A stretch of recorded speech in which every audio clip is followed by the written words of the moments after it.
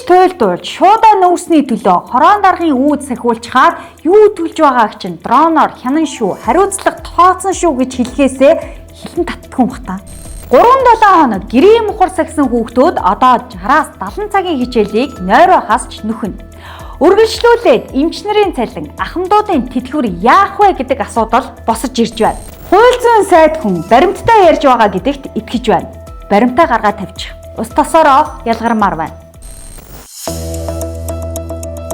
Оройн төргийн үзэгчдээ даваа гараг болсон байна. X-Sound тавтаа морил. Утааг бууруулна гэж 5 ихт найдаар саагсны гороор нэгэнт 1000 орчим хүн зол олсон. Амиараа төлсөн. Одоо яаж вэ гэж шуудаа нүүрс авахдаа газрын гэрчлэгээ хорооны тодорхойлолтоо авчир гэж даапалж байна. Төлөөгөө хүртэл одоо картын бараа шиг авдаг боллоо шүү дээ. Одоо өөрөөсөө нүүрсээ худалдаа авч чадхаа байл шүү дээ. 2-3 хоног, бараг 7 хоног ингэ зогсож шүү дээ. Жишээлбэл би одоо энэ чинь ингээд эргэнэ үнэлэх төлдөг 100 ухны зураг. Өөрөөр хорооны тодорхойл тэгээд ингээд 4-5 бичгийг 3-4 газараа явуулаад ирж яана. Одоо энд өгөхгүй мэдэхгүй байна. Энэ дээр болохоор яг хорооны тодорхойлолт гэдэг юм л да. Хамгийн гол нь хорооны тодорхойлолтоо аваад ирээд ингээд хорооныхоо тодорхойлолтыг барьчаад ингээд явж байна. Одоо тэгээд өгөхгүйг нь одоо тэгэл Тэр танай хашаанд байгаа 2 айл 7 шуудаг аваад хуваагаад төлж ирсэн. Тэгж байгаа. Нэмээд аав ээжийнхээ хашаанд өрх тусгаарласан юм аа гэд. Гэрэлтийн гэрчлэгийг нотротоор батлуулаад хажуу айлаасаа бичиг хийлгүүлж аваад хорон даргаараа зохиулаад аваад ирэх үү? Яах вэ? Даваа далаа даргаа.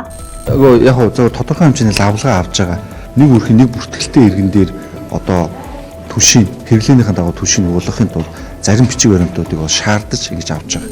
Нүүрс нь олдохгүй. Олдож байгааг нь авах гэхээр бөөн бичиг цаасна гэхэд. Өмнө нь гэр бүлийн хинж бай, сайн карта барьж очоо шуудаа нүүрсээ аваад болоод байсан бол одоо заавал гэр бүлийн ганцхан гишүүн нь хотуулаа аппликейшнаа бүртгүүлээд давхар дахиад газрын гэрчлэгээ хорон даргын бичгээ барьж чинь. Дураараа юм аа нэрээ.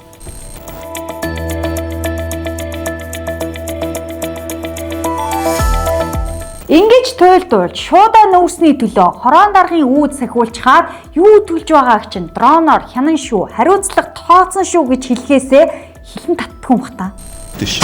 Жооныг задгаас сэтэж чадах юм бол амарх асуудал шүү дээ. Тэр хитэн онд метрото. Одоо ер нь бол дэлхийн бүхэл улсууд метро гэж байна. Бид задгаа сэтгэж чадвал метрото бол чадна гэсэн даваа далаа дарга үнэхээр л задгаа сэтгэж төрсөн дүүгээ Улаанбаатар метро төслийн менежерээр томилсон байна. За яа нэг ялгаа авахгүй те менежер гэж бож албанчаал яагаад яг нь та өөрөө орлогч дүүчээ ингээд нэгжтэн ажиллаж байгаа энэ ашиг сонирхол. удирдлага нөгөө гаюун дээр гарын сүт зураад байгууллага хасван бүгэлдэг албанчаалд бишиж хуулиараа тэгэхээр болж байгаа зөрчил. Ямар хэмжээний цалинтай албан тушаалж байгаа юм бэ? Цалингийн сайн мэдгүй өөрөөс нь асууж байгаа. Төрийн албыг төрлийн алба болгож, хуулийн цорхоо хийдэл завсраар хүнс зориулсан бүтэц оронтой төсөл бий болгож байгаад төрөл саднаа хурган дарга төшмөлөөр томилдог байдлаа халахгүй юм уу? Даваа далаа даргаа. Би багадаа автобус, машин тэргээр аягүй их тоглодог байсан юм аа. Нийтийн тээврийн газрын дарга болчих уу? Эрх баригчдад явах бензингүй, таг гацсан уу? Төлөх түшгүй, хүлдэж өгөх нь үү? Сургууль цэцэрлэггүй, боловсрал мэдлэггүй, харанхуй бүдүүлэг байна уу? Эмч нарын гар мухардаж, гудамжинд суун уу? Түүж хамаалан. Улсаар нь зогсоож байгаад Монгол улсны мөнгөний авдар дээр хэн суух вэ? Тамга хэний гарт байх вэ гэдэг хэрүүл маргаанаа үргэлжлүүлж байна. Мөнгөтэй нь хүссэн дуугаа захиална гэдэгчлэн мөнгөө төлсөн нь хүүхдээ сургууль цэцэрлэгт нь хүргэж өгч байгаа. Харин ардын хүүхдүүд 3 дахь 7 хоногтоо хичээл сургуульгүй гэрийн мухар сахиж эцэг эхчүүд нь тэрвийхээр бүсээ чивчирдэл татаж хангалаад үзэж тарч байж багшийн үндсэн цалин 76% нэмэгдүүлэх тохиролцоонд хүрч эрх лав гаргаас хичээл сургууль эхлэхээр болж байна. Энэ удаагийн тэмцэлд хамтын хэлцээр заасныхаа дагуу 2026 онд 2.8 саяд хүрэхээр боллоо. Энэ бол нийт одоо хүсэн хүлээж байсан хэлцээрийн хүрээнд хийгдсэн том амжилт гэж бид бүхэн үзэж байна. 3-7 хоног гэрийн мухар сахисан хүүхдүүд одоо 60-аас 70 цагийн хичээлийг нойроо хасч нөхөн. Үргэлжлүүлээд эмч нарын цалин, ахмадуудын тэтгэвэр яах вэ гэдэг асуудал босож ирж байна. Тэгээд ямар нэгэн байдлаар энэ цалин хүсийг нэмэгдүүлэхгүй бол энэ тэмцэл хөдөлгөөн дуусахгүй. Тэгвэл цалин хүсийг нэмэгдүүлнэ гэдэг нь хэвлэлээр зүгээр ярихын нэр биш. Албан ёсоор улсын их хурлаар энэ төсвийн төсөлд цалин хүсийг нэмэгдүүлэх хэмжээний хангалттай санхүүгийн эрх усрыг суулгахлын тэмцэл хөдөлгөөн өрнө шүү гэдэг албан ёсоор хэлье. Залгаад эмч нар ажил хайвал удахгүй бид эмнэлгийн үйлчилгээч авч чадахгүй нөхцөл байдал ойрхон байна. Төрийн мөнгө гэж байхгүй. Татвар төлөгчдийн мөнгө л гэж бий. Өдөр бүр талх авахтаа төлдөг татварын хэдийг эрх баригчид дурд зоргоор хувааж цавчиж, үрж цацаж, бүтэн саагсны горыг бидний үр хүүхдүүд үндсэн хуулиар олгогдсон сурч боловсрох эрхээ хасуулж төлж байна. Удахгүй бид амнасаараач төлж мэднэ. Эрх баригч намын улс төрийн цэнгийн төзөлбөр үргэлжилсээр байна.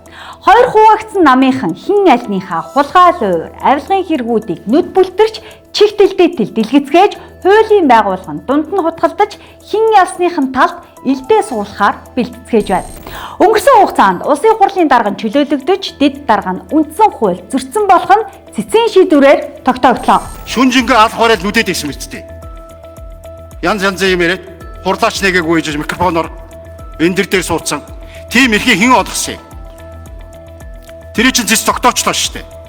Одоо ардын нам маань хоёр хуваагдчихад нэг хэсэг нь шахсаар байгаад үндсэн хуулийг зөрчүүлсэн. Шахсаар байгаад.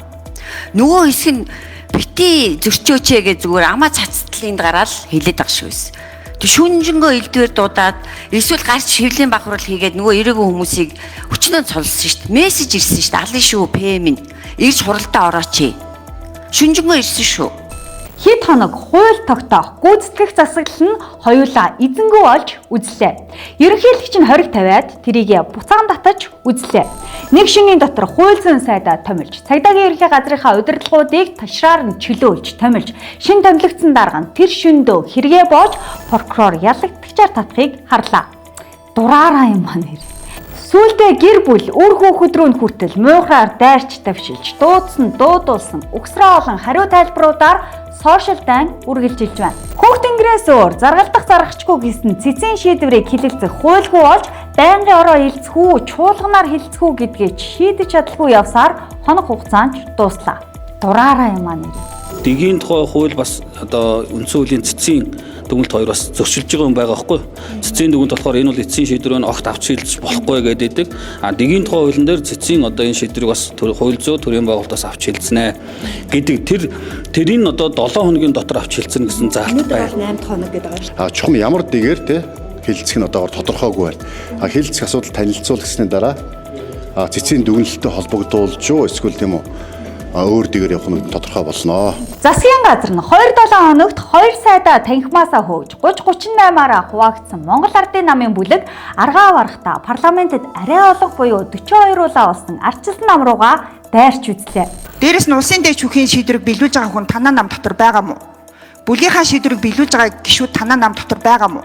Ийм сөрөг хүчин байд юм уу? Хэрвээ сөрөг хүчин өнөөдөр сөрөг хүчин шиг байсан бол өнөөдөр ийм парламент ийм байдалд орохгүй байх байсан. Та нар сөрөг хүчин биш, та нар зүгээр эрх ашигын нэгдэл хууль да.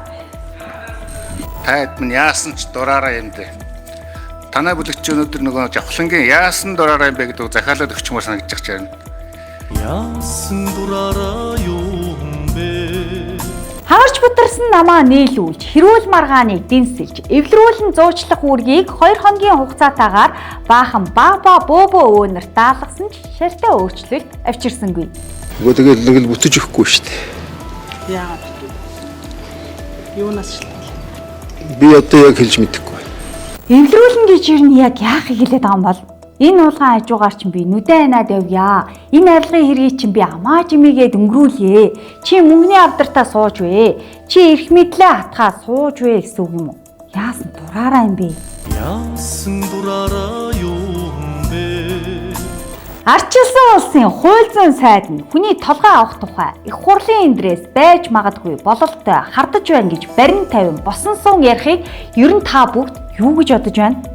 Нүүрсний машинтай 40 сэтгүүлчийг зарлана гэж мэдэгдэж байсан ч жил дамнаж байна. 20 тэрбумын машинтай сэтгүүлч биш шүү дээ. Энэ удаад 1 сарын хугацаанд сошиал гүтгэлэгт хэвлэл мэдээлэлд 1 тэрбумыг зарцуулсан гэж барин тавин хэллээ. Над дээр зүгээр нэг удаагийн сарын акц хийхэд тэрбум төгрөгийн зардал гаргаж санхүүжүүлсэн баг. Хууль зүйн сайд хүн баримттай ярьж байгаа гэдэгт итгэж байна. Баримтаа гаргаад тавьчих. Ус тосороо ялгармаар байна. X шоутай хамт байсан эрхэм үзэгч та бүхэндээ баярлалаа.